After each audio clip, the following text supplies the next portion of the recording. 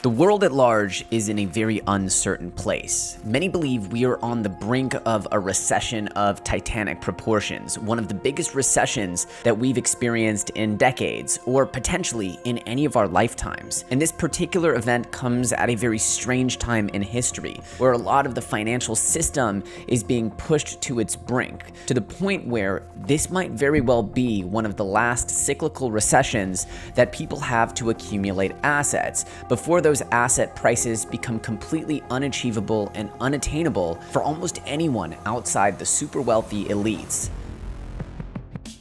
This might be one of the last chances for anyone to accumulate assets, so for that reason, let's go through why this upcoming recession and the years ahead are some of the most pivotal in history and why it's so critical for people to make every effort possible to start accumulating assets throughout this period. This very well might be one of the last chances that we have as a generation to accumulate wealth.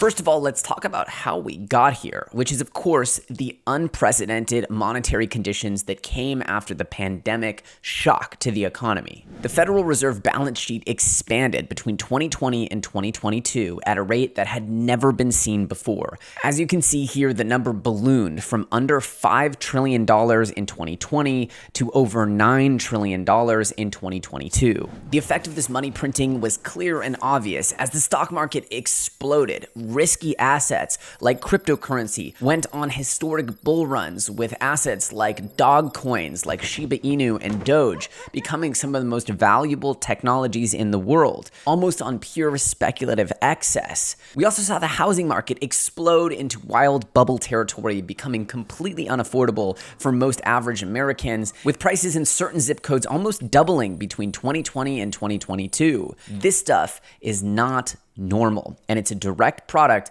of this speculative excess created by the money printer of 2020 and 2021. And the effect was clear. Rich people got much, much richer, while everyday working people were forced into more dubious working conditions, oftentimes losing their jobs and being forced out of the productive economy entirely. Next, to add insult to injury, these already struggling individuals were crushed with inflation, meaning that the dollars in their bank account were worth even less. And finally, for the cherry on top, many people will be forced out of their jobs by an upcoming recession, as the Fed absolutely must tighten the liquidity and monetary conditions to control inflation to make sure that certain goods and services don't become completely unaffordable. This leads many to wonder, what exactly is the role of the Fed? Because it seems that over recent years, all the Fed has managed to do was make the rich far, far richer. And by rich, we mean asset owners. Those who owned assets like property, stocks, cryptos, they're the ones who benefited disproportionately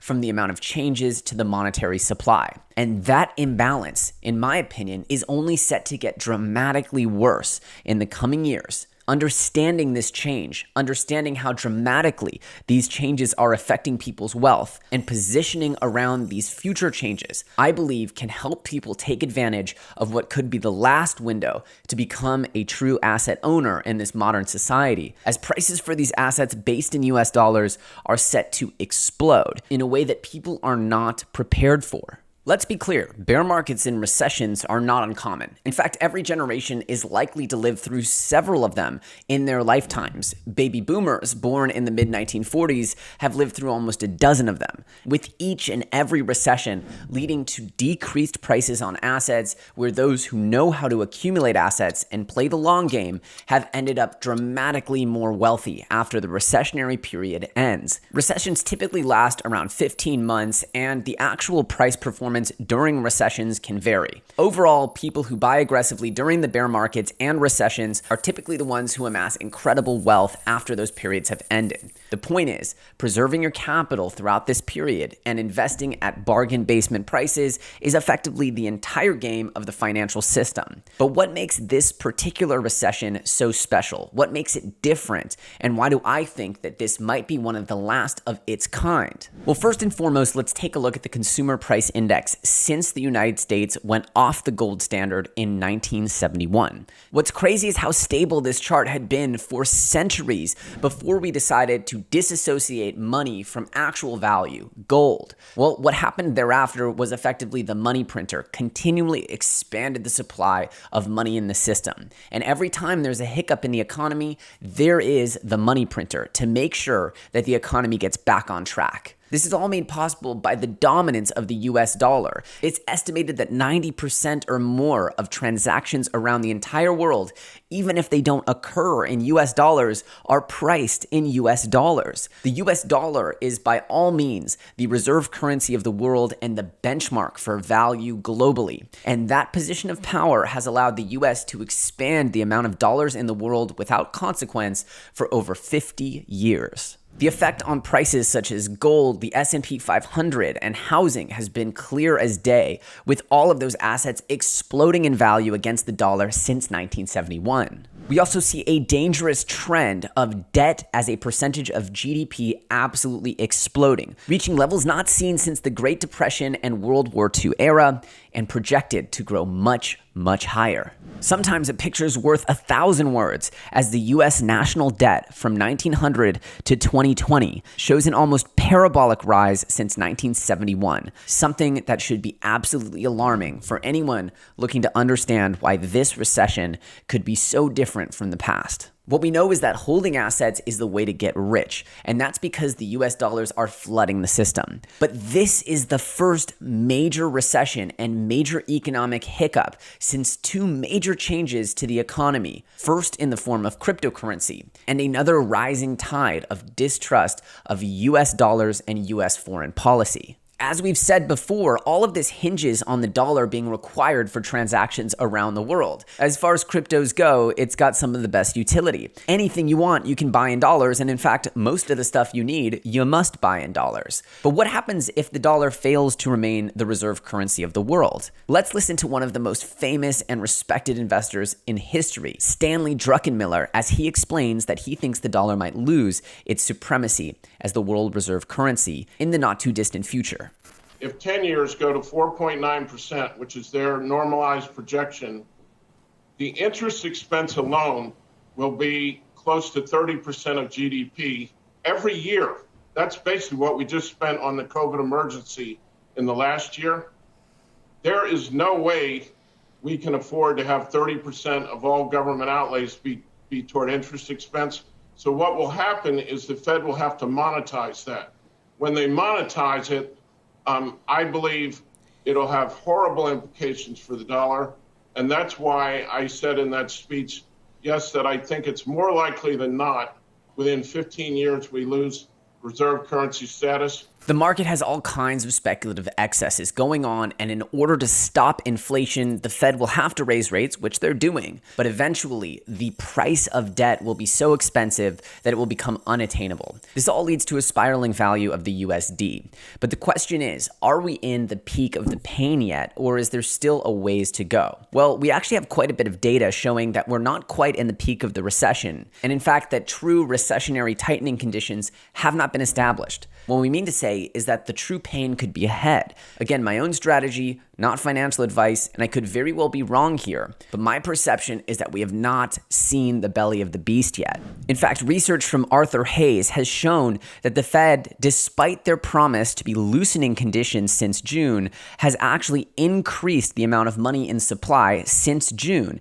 Using a total net liquidity tool, we can see that despite their tough talk, the Fed has actually been easing rates. Now, I'd suspect that this is because of an upcoming election in November, during which if the economy is tanking and the stock market is tanking and a recession is looming, well, we know that the people in power are most likely getting replaced. So because the Fed answers to the federal government and the White House, it's not unlikely that the Fed is saying one thing and doing another, meaning that they're pretending to control inflation right now, but they're really easing off the gas while the elections take place, which means that after those elections, we could see the hammer drop and actually the true effects of removing money from the system. Less money equals less value for assets, cryptos, and stocks. It's also important to remember that over time, the amount of gains that will come from crypto bull runs is decreasing and will decrease as more and more people join the movement. This means that my core thesis that cryptocurrency is the easiest and most likely way for a new generation to gain and hold wealth in the modern age, that window is closing gradually, and the opportunity to achieve significant wealth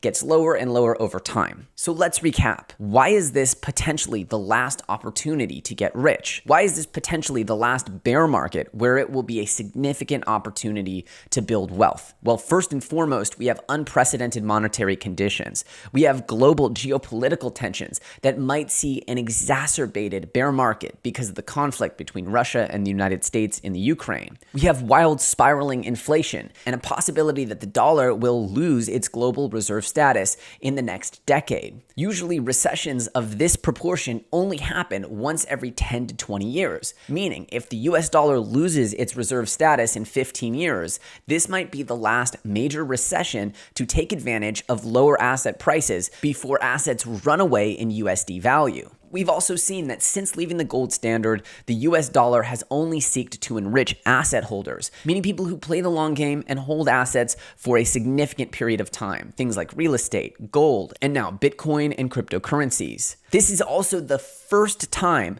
that a crypto bear market has been coupled with a macroeconomic recession, which means that the damage to crypto's asset valuations might be far more severe than a normal bear market. Meanwhile, we have the Fed pretending that they're removing money from the system when in reality, they've been easing the monetary conditions into election season to keep things cool and hopefully prevent too dramatic of an election result. The writing is on the wall. The Fed needs to control inflation or everything gets spicy. In order to do that, they must remove money from the system, but they won't do it until after the elections have taken place. This means that at the end of Q4, we might start to see the real effects of the Fed's policies. And if it is the case that the markets do collapse in a significant way, this might begin one of the most important asset accumulation periods in history, because inevitably the Fed will rush in to solve the problem that they've created, and it will benefit those holding assets disproportionately.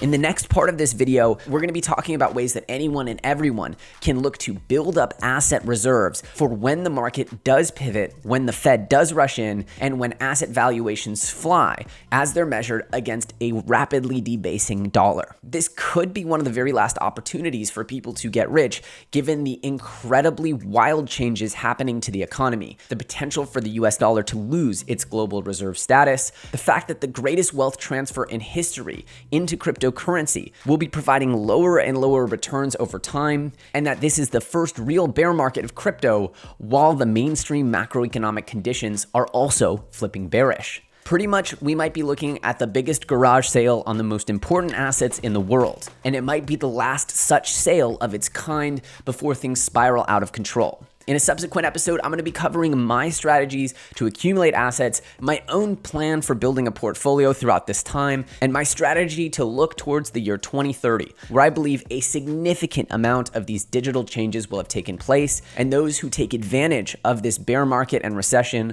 will forever change their financial futures. With that said, if you enjoyed this video, please smash that like button. If you're looking for the best way to get in and out of cryptocurrency, I highly recommend FTX. It's my favorite exchange of choice. It's what I use, and they have significantly lower fees if you use my link in the description. As always, I'm EllioTrades. You can find me on Twitter at EllioTrades, and I'll see you very soon on the next video.